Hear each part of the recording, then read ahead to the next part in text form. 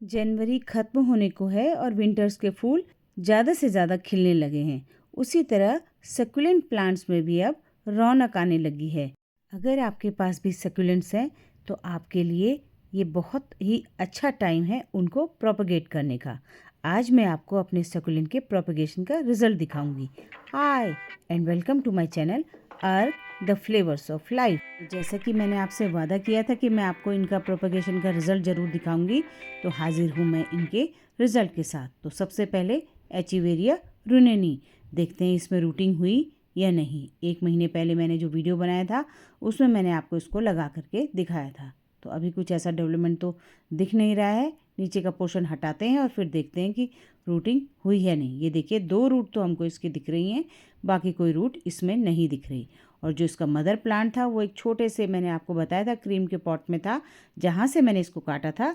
इसमें देखिए कितनी अच्छी ग्रोथ हुई है। पास से आपको दिखा रही हूँ, छोटे छोटे छोटे छोटे बेबी प्लांट्स इसके स्टेम में आ गए हैं। और जब ये बड़े होंगे तो कितना खूबसूरत ये लगेगा। देख सकते हैं आप, इसकी जो कटिंग से मैंने प्लांट लगाया है। और ये देखिए नीचे छोटे छोटे प्लांट, ये मदर ऑफ 1000 जो साइड में लगा हुआ था, इससे गिर करके ये प्लांट भी यहाँ पे ग्रो हो गए हैं। ये भी एक तरह का सकुलेंट है। टिप में से इसके प्लांट्स जो है झड़ झड़ के इस वाले पॉट में आ गए और इसमें भी इसमें ग्रोथ हो गई है। और ये इसकी रूट्स भी देखिए यहाँ पर डेवलप हो गई हैं। तो इस तरह से प्रोपोगेट सकुलेंट अपने आप भी हो जाते हैं। और ये देखिए ये कितना प्यारा लग रहा है। और जब ये पूरी तरह से ग्रो हो जाएगा तब ये बहुत ही खूबसूरत लगेगा। अब चलिए इसको दोबारा से लगा देते हैं और कुछ अच्छी तरह से इसको फर्टिलाइज़ करते हैं, जिसके लिए मैंने सबसे पहले ली है लीफ कंपोस्ट और बोन मील, और उसके साथ मैंने चाय पत्ती, केले के छिलके और कैल्शियम के लिए अंडे के छिलकों का पाउडर बना करके जो मिक्सचर बनाया था उसके साथ मैंने इसको दोबारा से लगा दिया है। तो अब देखेंगे आगे इसकी क्या ग्रोथ होती है। अगला जो सकुलेंट मैं आपको दिखा रही हूँ ये मून स्टोन है। उस समय आपके सामने ही मैंने इसको लगाया था। अब इसको भी चेक करके देखेंगे कि इसकी ग्रोथ कैसी है। मगर उससे पहले ये जो लीव्स हैं इनको देख लेते हैं कि इनमें रूट्स डेवलप हुई या नहीं। अब ये देखिए निकालने में आसानी से निकल नहीं रही हैं। अब देखिए कितनी सारी रूट्स इसमें डेवलप हो गई हैं। बाकी की लीव्स भी मैं आपको कुछ निकाल करके दिखाती हूँ। लगभग सभी लीव्स में अच्छी खासी रूट्स का डेवलपमेंट हो चुका है और अब कुछ ही दिनों में इनसे बेबी पप्स भी निकलने लगेंगे और फिर हर लीव से एक नया प्लांट डेवलप हो जाएगा। तो इस तरह से मेरे पास ढेर सारे प्लांट्स बन जाएंगे। आप भी अपने सकुलेंट को कुछ इस तरीके से प्रोपेगेट कर सकते हैं। अब इनको मैं वापस से लगा दूंगी। कुछ हल्के हल्के हाथों से लगाना है और ऊपर से हल्की हल्की मिट्टी डाल देनी है ताकि इनकी रूट्स टूटे ना और डिस्टर्ब ना हो। अब इसको निकालने की भी ज़रूरत नहीं है क्योंकि आपने देख लिया है कि लीव्स में भी कितनी सारी रूट डेवलप हो गई हैं। और यहाँ से मैंने इसको कट किया था, देखिए यहाँ से भी एक छोटा सा बेबी पप निकल गया है और ये प्लांट यहाँ पे एक बन गया है और यहाँ से इसकी ब्रांचिंग फिर से हो गई है। तो इस लीफ को भी मैं निकाल करके यहीं पे लगा दूंगी ताकि इससे भी एक नया प्लांट मुझे मिल सके। तो कुछ इस तरीके से हमने सकुलेंट को प्रोपोगेट किया और उनके रिजल्ट हमें मिले हैं। और ये जो सकुलेंट है इसकी भी मैंने ऊपर से कटिंग की थी। देखिए ये डार्क कलर की जो नई ब्रांचेज आई हैं ये उसके बाद की ही, आफ्टर 1 मंथ की ही ग्रोथ है। और ये जो मैंने लगाई थी कटिंग्स, इसमें भी फिर से नई ग्रोथ आ गई है। तो इसका मतलब ये भी अच्छी तरह से चल गया है। तो इस तरीके से अगर आप अभी भी सकुलेंट मार्केट से, नर्सरी से लाते हैं तो कुछ दिन उनको रखिए और ये सही टाइम है कि आप चाहें तो उनको अभी भी प्रोपगेट कर सकते हैं। फरवरी और जनवरी और मार्च का महीना सकुलेंट के लिए बहुत अच्छा होता है। आप उनको अपनी इच्छा अनुसार जैसे चाहें वैसे, चाहे स्टेम कटिंग के थ्रू, चाहे लीफ के थ्रू, जो भी मेथड आप यूज़ करना चाहें उसके थ्रू सकुलेंट को प्रोपगेट कर सकते हैं। अब इसको भी मैं हल्का सा गुड़ाई करके फर्टिलाइज़ कर दूंगी। ज़्यादा डिमांडिंग तो सकुलेंट होते नहीं हैं, लेकिन फिर भी इस टाइम पे अगर उनकी ग्रोथ अच्छी चल रही है, आप उनको फर्टिलाइज़ करते हैं तो वो और अच्छी अपनी ग्रोथ दिखाते हैं। अगला जो सकुलेंट मैं आपको दिखाने जा रही हूँ ये है कैंप फायर क्रेसुला। इसकी मैंने कटिंग देखिए इस वाले, ये जो मेरे पास पॉट था उसमें लगाई थी। इसकी मैं देखती हूँ रूटिंग हुई है नहीं। नीचे से स्टेम लग रहा है कि ओवर वाटरिंग से थोड़ा सा ख़राब हो गया है। स्टेम को हटाकर मैं आपको दिखाती हूँ। ये देखिए छोटी छोटी 2 रूट्स तो इसमें हैं, लेकिन बाकी कोई अच्छी ग्रोथ तो इसमें साइन इसका नहीं दिखाई दे रहा है। पर चलो 2 ही सही, रूट डेवलप तो हुई हैं और ये देखिए, ये जो उसका मदर प्लांट था उसमें कितनी सारी कटिंग के बाद नई ब्रांचेज इसमें आ गई हैं और ये आगे जाकर बड़ा अच्छा प्लांट बन जाएगा। मेरे पास 3-4 साल पहले इसकी बड़ी सी हैंगिंग बास्केट थी और खूब अच्छी इसमें ग्रोथ हो रखी थी। और विंटर में ये कलर भी चेंज करता है, डार्क रेड हो जाता है, लेकिन बरसात के महीने में ये सारा का सारा खराब हो गया। मेरे पास सिर्फ एक ट्विग इसकी बची थी जिसको मैंने बचा बचा के अब ये 4-5 ट्विग मेरे पास हो जाएंगे। आगे फिर मेरे पास घनी सी बास्केट हो जाएगी। नेक्स्ट जो ये प्लांट है ये है एओनियम का प्लांट। ये वेरीगेटेड वाला है और 4 ट्विग में 2 साल पहले राजभवन से वहाँ से मैंने ये ख़रीदा था और बरसात में इसको बचाना बहुत मुश्किल हो जाता है, लेकिन अब की बार मैं इसको खूब सारा प्रोपगेट करूँगी। ऊपर से मैं इसको भी काट दूँगी ताकि मेरे पास और खूब सारे प्लांट बन जाए और बरसात के टाइम पे अगर मैं 1-2 भी इससे बचा पाई तो मेरे पास ढेर सारे प्लांट हो जाएंगे। तो इसके लिए मैंने इसको कट कर दिया है और इसकी नीचे वाली ट्विग से नई ब्रांचेज आएंगी और लीव्स को भी मैं प्रोपगेट करूँगी। अलग इसको हटा देती हूँ, इसकी लीव्स हटा दूँगी और दोबारा से इसको फिर से लगा दूँगी। अभी थोड़ा सा ये इसका कैलस डेवलप हो जाए इसलिए 2 दिन तक इसको एज इट इज़ पड़े रहने दूँगी। उसके बाद मैं इसे लगाऊँगी और लीव्स को भी मैं अलग से सॉइल में डाल दूँगी ताकि प्रोपगेशन हो सके। और एक ये वाला देखिए बड़ा वाला एचिवेरिया ये है और इसको मैंने बीच में से कट कर दिया था, क्लिपिंग मुझसे मिस हो गई, लेकिन देखिए कट करने के बाद बीच में से खूब सारे बेबी पप्स इसमें निकल गए हैं और अब ये और भी खूबसूरत लगेगा। आगे में जब इसकी ग्रोथ होगी पुरानी लीव्स इसके नीचे से बार बार हटाते रहना चाहिए। बीज की जो पप्स डेवलप हुए हैं जब वो थोड़ा बड़े हो जाएंगे तो मैं इसके नीचे की सारी लीव्स हटा दूंगी ताकि ये और भी ज़्यादा सुंदर लगे। और सेंटर से जो मैंने लीव्स हटाई थी उनको भी मैंने कुछ इस तरीके से इस पॉट में डाल दिया है। बास्केट है ये छोटी सी, उसमें डाल दिया है। देखिए उसमें भी आगे ग्रोथ होती है कि नहीं होती।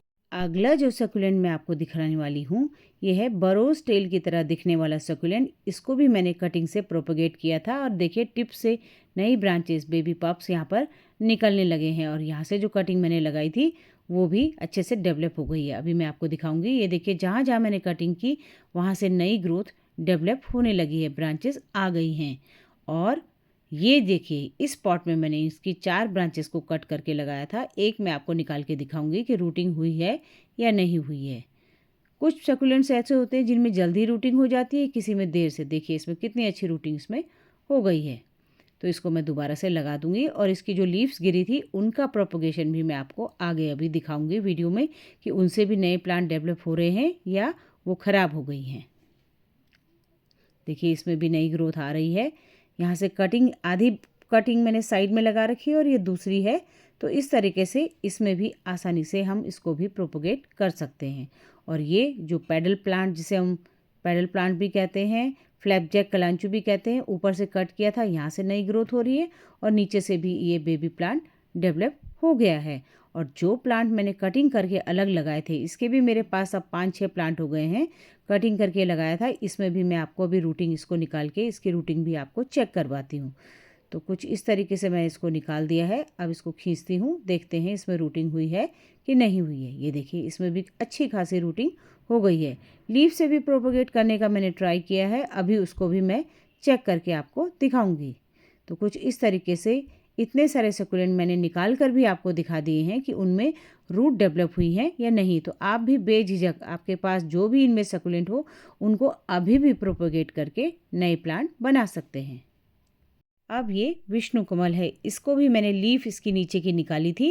ये मेरे पास एक ही है। लक्ष्मी कमल तो मेरे पास बहुत सारे हो गए हैं, इसको भी मैंने यहाँ से कट कर दिया है और पुरानी जो सूखी लीव्स हैं इनको हटा दिया है। अब इंतज़ार करेंगे कि इसमें भी देखिए पहले की तरह बाकी जो प्लांट्स हैं उनकी तरह ग्रोथ होती है, नए पप्स निकलते हैं कि नहीं निकलते। और नीचे जो ऊपर से मैंने कटिंग की है उसकी भी मैं यहाँ से लीव्स हटा दूँगी। अभी बहुत फ्लैशिश की लीव्स हैं तो कुछ हटाने के बाद 1-2 दिन इसको ऐसे ही पड़े रहने दूँगी और उसके बाद इसको भी मैं एक छोटे कंटेनर में लगा दूँगी और लीव्स को भी प्रोपेगेट करूँगी। देखिए रूट्स आपको दिख रही होंगी, डार्क पिंकिश कलर की रूट्स इसमें हैं। रूट्स पहले डेवलप हो जाती हैं लेकिन बेबी पप निकलने में कुछ टाइम तो इसमें उसके बाद भी 1.5 से 2 महीने का टाइम इसमें लगता है, थोड़ा स्लो प्रोसेस है।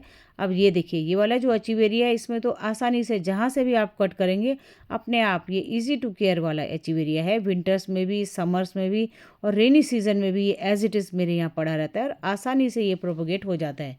अब देखिए नीचे से ये ट्विग सूख करके आ रही थी लेकिन जहाँ से ये सूख रही है एंड पॉइंट यहाँ पे देखिए 2 इसमें ग्रोथ हो रखी है। यहाँ से इसको कट कर दीजिए और बिल्कुल ऐसे ही इसको कंटेनर में डाल दीजिए। जैसे ही इसमें ग्रोथ होगी ये जड़ पकड़ लेगा और ये डेवलप हो जाती हैं। तो ये देखिए ये रूट्स इसकी निकल रही हैं। अगर यहाँ पे इसको मिट्टी मिल जाती या कुछ ऐसा पोर्शन मिल जाता तो यहीं से इसकी ग्रोथ डेवलप हो जाती है। देखिए कुछ इस तरह से मैंने इसको हैंगिंग बास्केट में भी लगा रखा है। बहुत सुंदर ये लगता है। और ये है हमारे पास ढेर सारे लक्ष्मी कमल। ये देखिए ये भी मैंने अलग कर दिए थे। अलग अलग बहुत सारे कंटेनर में मैंने इनको लगा दिया है। सक्यूलेंट का बस यही है कि उनको पानी से मेनली बचाना होता है, कम से कम वाटरिंग इनमें करनी होती है। अब आपको मैं अपनी लीफ प्रोपगेशन का एक का रिज़ल्ट तो मैंने आपको दे दिया है। बाकी जो लीफ मैंने प्रोपगेट की थी वो भी आपको दिखाती हूँ। तो देखिए इसमें आपका बरोस टेल की भी हैं, कुछ आपका एरोनियम प्लांट है, मून स्टोन भी हैं और कुछ आपके पास जो विष्णु कमल है उसकी पत्तियाँ भी यहाँ पर हैं। कुछ कुछ में पिंकिश सी देख रहे होंगे आप, ये रूट्स डेवलप हो गई हैं और कुछ में अभी कुछ ख़राब भी हो गई हैं। और ये देखिए जेली बीन बहुत जल्दी प्रोपोगेट होता है। जेली बीन में तो अंदर ये पप पूरा का पूरा डेवलप हो गया। और ये वाला तो बरोस टेल वाला जो मोटा वाला था वो है। और ये पैडल प्लांट की लीव्स हैं। ये देखिए ये जेली बीन वाला है तो लीफ निकल गई है लेकिन उसका बेबी पप आपको दिखाई दे रहा होगा। कुछ इस तरह से इसमें भी रूट्स आ गई हैं। अब है फ्लैप जैक या पैडल प्लांट की लीव्स को चेक करने की बारी। तो देखिए इसमें कोई भी ग्रोथ अभी हमको दिखाई नहीं दे रही है। बाकी की लीव्स भी मैं चेक कर लेती हूँ कि रूट्स डेवलप हुई हैं या नहीं हैं। तो एक एक करके मैं सारी लीव्स को निकालती जा रही हूँ पर मुझे अभी कोई डेवलपमेंट नहीं दिखाई दे रहा है। कोई बात नहीं, थोड़ा सा और वेट कर लेंगे। अभी लीव्स जो है ख़राब नहीं हुई हैं तो हम इसको दोबारा से दबा देंगे मिट्टी में थोड़ा थोड़ा सा और देख लेंगे कि जब तक लीफ ख़राब नहीं होती हैं तब तक इनमें आगे ग्रोथ होती हैं या नहीं होती हैं। अब जो वेरीगेटेड एओनियम प्लांट की लीव्स मैंने निकाली थी उनको भी मैं यहाँ पर रख दे रही हूँ क्योंकि मिट्टी में अच्छा खासा मॉइस्चर है तो कुछ दिन बाद इसमें भी रूटिंग हो जाएगी। तो कुछ इस तरीके से मैंने आपको अपने कटिंग का अपडेट दिखाया। आप भी अपने सक्यूलेंट को प्रोपगेट कीजिए और उनकी ब्यूटी एंजॉय कीजिए। Thanks for watching.